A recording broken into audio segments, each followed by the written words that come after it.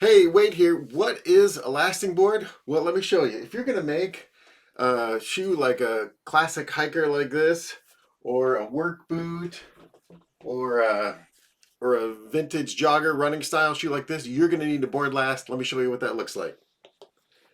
So here's your upper, and you can see that the upper material is pulled around the last, and what you're gluing to is the lasting board. So here's a lasting board.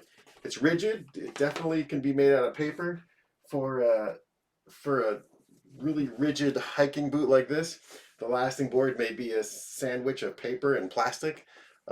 Basically, you need a little bit of paper or textile on the plastic so you can glue it, right? So here, if you look at this classic Nike jogger, from the era, that it is made by board lasting, and here is the paper last, boarding last. So, okay,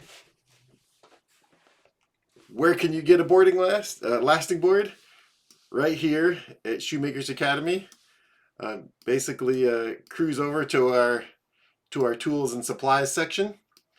We have kits here that have lasts, outsoles, and shoemaking materials. But over here, if you come down here to our DIY super parts kit, inside the super parts kit,